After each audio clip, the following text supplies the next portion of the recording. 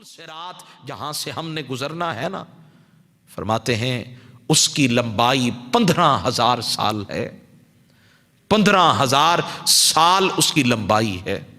فرماتے ہیں 5,000 سال اس کی چڑھائی ہے۔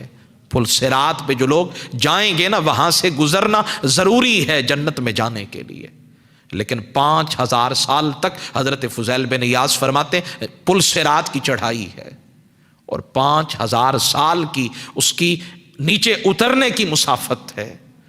حضرت فضیل بن ایاض فرماتے ہیں پھر 5,000 سال برابر چلنا ہے، یعنی سیدھا راستہ ہے، یوں 15,000 سال کی مسافت ہے۔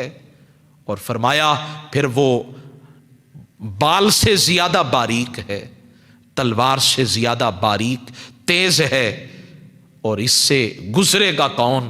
حضرت فضیل بن ایاض سے پوچھا گیا حضور آپ بتائیں یہاں سے گزرے گا کون؟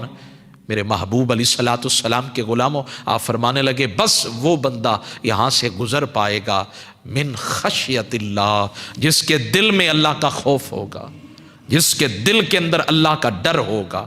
الم یأن للذین آمنوا ان تخشع قلوبہم لذکر اللہ، کیا وہ وقت نہیں آیا کہ ہمارے دلوں میں اللہ کا خوف آ جائے؟ کیا وہ وقت نہیں آیا کہ ہمارے دل اللہ کے خوف سے لرز اٹھے، کب کپا اٹھے؟ کیا ایسا نہیں ہو سکتا؟ تو محبوب گرامی کے غلاموں، آج وقت ہے، آئیں لوٹ آئیں، اپنا تعلق اپنے رب سے جوڑ لیں، اپنا تعلق اپنے محبوب سے جوڑ لیں۔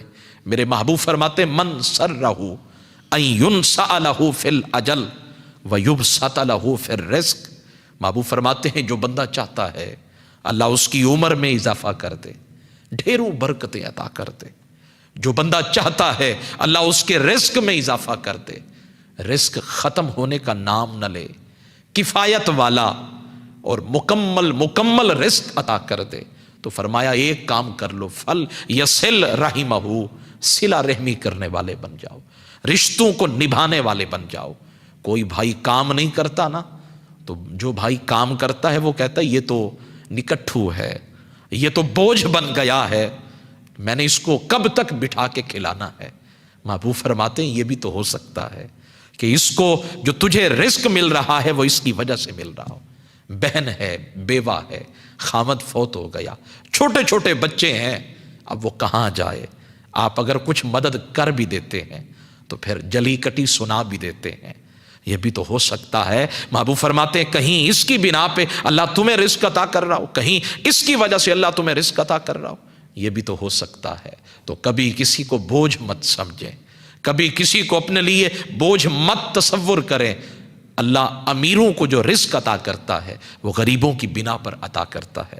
تو جان عالم کے غلاموں، اگر اس طرح زندگی گزاری جائے کہ ایک دوسرے کے ساتھ دکھ درد بانٹا جائے، درد بانٹنے سے کم ہوتے ہیں، خوشیاں بانٹی جائیں تو کم نہیں ہوتی، ان میں اضافہ ہو جاتا ہے۔